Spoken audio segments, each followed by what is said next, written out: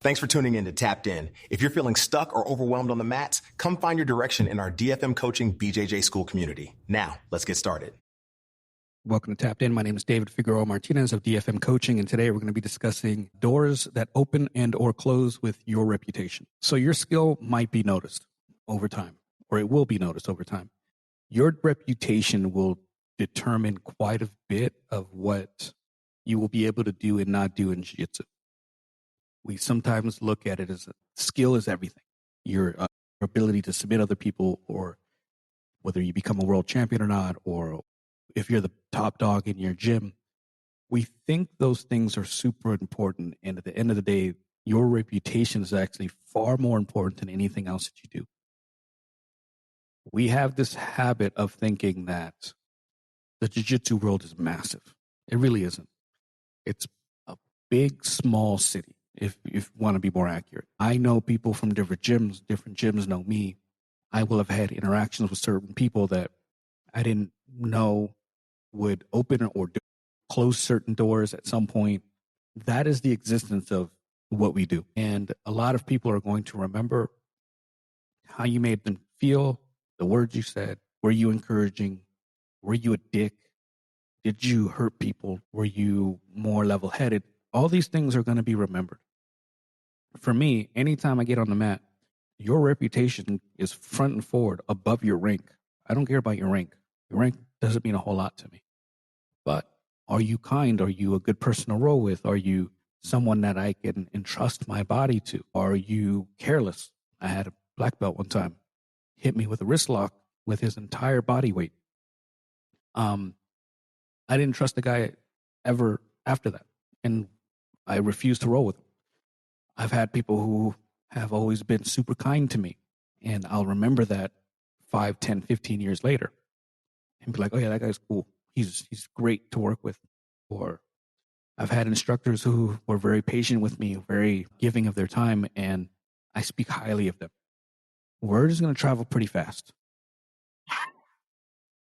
Word is going to travel pretty fast, and your job, whether you know it or not, should be to be a good steward of your own name.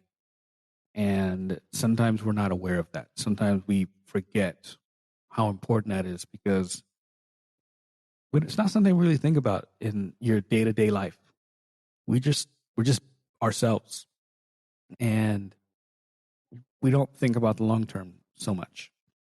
For me, your reputation follows you everywhere. Gym talks between each other. Instructors will discuss things between each other sometimes. People will move from one gym to another. Coaches remember who was respectful, who was a problem.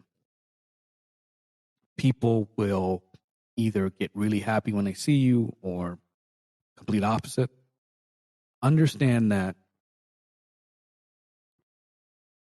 again, this is a small world. You're representing, one, yourself, and two, the gym. There was a story not that long ago where a gentleman went over to another gym and became a problem and had to be either triangled or rear naked choked until the police got there. People talk. Like, I wasn't even at that gym. I didn't go to the gym where he was from anymore. And that story got back to me, and it circled. Like, people knew where he trained, people knew who his instructor was. And that reputation gets ruined by some silly argument or dumb thought that you had, and you just thought it was a bigger issue, or maybe there's mental health issue. I don't know what it was, but those actions that you have go a long way.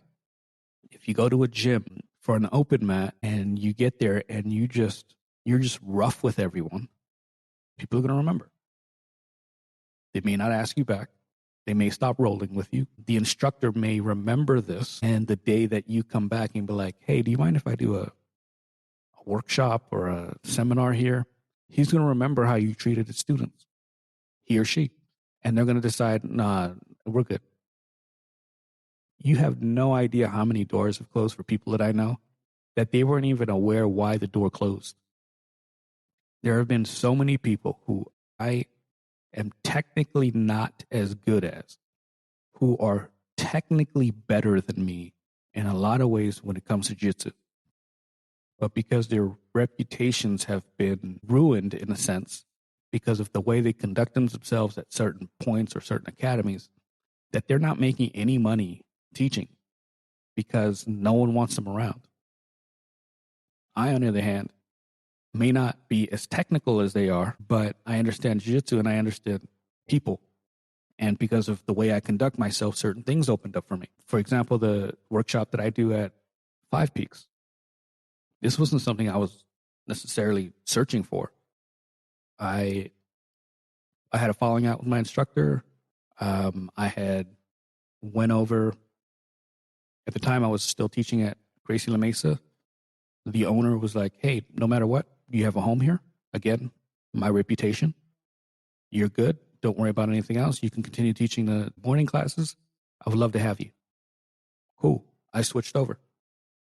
And then a little bit after that, someone heard that I had left my instructor, and they also extend their gym to me and said, hey, if you want to come here, you'd be more than welcome. And we started chatting, and apparently our paths intersected at some point when I was, I think, a blue belt at the gym that I had just left. And they remembered me, and they had been following and seeing what I was doing. And again, my reputation allowed that door to open. So then we started working together, and I started doing workshops over there, and now I'm teaching there. It looks like 3 days, 3 times a month. I can get to go over there for open mats. I've made it a second home for me. And then I opened up another workshop at another gym, very similarly. My reputation and what I've been putting out and the work that I've been doing opened a door for me that may have been closed otherwise. We have to understand how big our reputations are, whether you're an instructor or just a regular student. People are going to remember the things that you do, and there's so much cross-pollination between people. You have no idea until you start having conversations. People that I know are at Legion, people that they know are at Atos, people that I used to train with are at another gym, and we move based on our needs, maybe a work or family changed or our financial situations, or we felt like we wanted to compete, so we wanted to go to a gym that had more competitors. So at this stage, 14, almost 15 years in, I have friends all over. So when I can go somewhere, I have someone who will be like, oh yeah, this guy's cool. Do you mind if he comes over for an open mat? Do you mind if he comes over and teaches? Do you mind if he comes over and kind of hangs out? Like, those doors open because of the way I've handled myself. But again, they also close for people. People who have been mean to people, people who have created problems in gyms, people who have not respected certain rules. Those things get remembered. Everyone remembers someone somehow, and the grapevine of jiu-jitsu, the rumors start going, and your reputation takes a hit because you wanted to be a dick to someone who knew someone else. If take this like you're a business, like you don't want to create any problems that make your brand, and I know that sounds weird, make your brand look less than. Even if you don't ever want to teach, maybe you never want to teach, you never really want to compete, you don't want to do any of these things. You don't want to be on social media. You don't do any of these things. But maybe you just want to train. Your reputation is gonna go a long way, whether they welcome you to cross trainings, or they welcome you to seminars, or they open the door for you, or they don't charge you. Like, I've had people who haven't charged me for things simply because I was cool. I went to a gym in Tampa when I was visiting my dad a couple of years back, and I had reached out to them, told them what was going on. Again, I wanted to know all the specifics of my visit, how much the drop-in fee, what kind of uniforms, would you have me? Like, all that, again, goes back to reputation. I didn't just drop in. And they were like, cool. And then we trained really well, and it was fun. And when I was getting ready to pay, the guy was like, oh, no, don't worry about it. Next time you're in, just bring me a California burrito. I'm like, all right. I haven't been back, but they didn't charge me simply because they had a good experience with me and they felt it was fun. And the energy was good. And that goes a long way. You have to be a really good person to make room for yourself here. You do not want to be ostracized and moving from gym to gym and ruining things and not realizing the bigger picture or the long-term effects of how your actions are going to really like affect your jiu-jitsu career. This is, again, a small environment. This is a small community. It might look massive because there's gyms all over the world, but in a place like San Diego, a place like the U.S., I know people from different areas. I know people from different parts of the country. I know people from different parts of San Diego. Your reputation goes a long, long way. So good reputation would be like giving people proper rounds. You don't want to wreck people just for the sake of wrecking them. So you give them the proper feedback. It builds trust within you. You're not injuring people. You're letting people work. Maybe you're mentoring in certain ways. There's people that I'm mentoring from across different gyms, and it may not be labeled. They may not say it's a mentorship, but I go completely out of my way to offer suggestions and take questions. And I have people from other gyms who will message me and be like, "Hey, I'm dealing with this and this, or I'm having an issue with this guard. What do you suggest?" And I offer solutions. I don't charge. I don't go out of my way to say, "Oh, I need you to do this for me," or buy this or do that. You need it here. So it's gonna look different for different people. Like if you're just a student, it's gonna look more on like a peer-to-peer level. If you're an instructor, it's gonna look more like, what are you offering to people? What does your patience level look like? Do you hang around class and offer suggestions? Do you roll in a way that is more educational for them? That stuff matters. And your reputation is without character, or your skill level without character, is going to create issues for you that are not going to age well.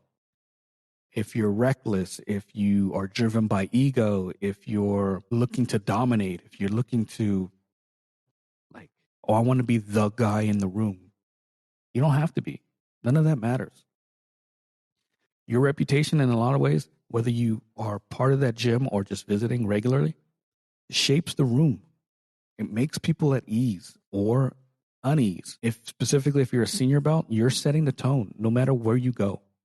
People are going to look at you in a certain way, and it's your responsibility to be a good stewardship of that rank, your name, and the gym you're coming from, and the gym you're visiting. White and blue belts have a tendency to copy what they see. So if you're acting a certain way and the gym owner sees it, they're going to be a little apprehensive about welcoming you back. Whether you want to or not, or you think you're a role model or not, you have to understand that there's just a responsibility in what you're doing. If you're a lower belt, understand that your reputation is going to supersede that rank. And even like I said earlier, I was a blue belt when Carlos and I crossed paths at my old gym. I didn't even remember him. And when he opened up his home to me and said, "Hey, you can come train here and teach here if you like," I didn't remember him. And I've seen pictures of that time, and I still can't picture it. Blue belt was a fucking chaotic mess for me.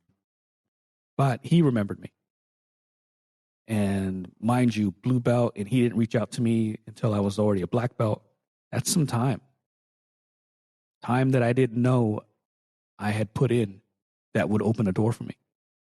So don't think just because you're lower on the belt levels that somehow this doesn't pertain to you. It really does. And you have no idea what, even at a lower belt, you're not thinking instructor. Like most of us aren't. We're just trying to survive and get to the next stage.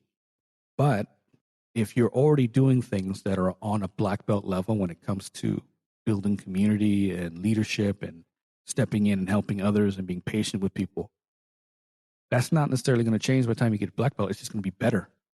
So that time that you're spending, they're going to still remember what kind of person you were, and it's hard to think that you're going to be anything different after. That then a door opens sometimes. And you'd be shocked. You'd be shocked. To this day, I tell that story and I always get I got so surprised by the invitation and how it happened. It stuck with me. And I just think it's something that we don't always consider or think about enough, but we really need to. It's something that like I work at a university, and the university is very similar to me, like Jiu-Jitsu. There's all these different departments across the university on and off campus. And it's not hard to get a feel for someone by asking someone else that you know. And if you've been at the university long enough, like I've been almost 20 years, I have people or friends at different places. So when I run into someone or someone is vying for something through my department, I can always, hey, I call someone up and be like, hey, how does such and such and such work out for you? What's your take on them? Oh yeah, they're great. They have this to work on, but they're great. They're great to have around. All right, cool. You might work with them a little bit better. You might answer questions a little differently. You might hire them. You might extend certain aid to them that maybe you wouldn't have before. And then there's times when you're trying to hire someone and you look somewhere and you hear some things that aren't great. And then you meet them and you're like, okay, I can see that too. So community is huge, but it's small. Don't take it for granted. Understand that you have to cultivate this for yourself because you don't know what you're going to want to do in the future and you don't know where you're going to end up.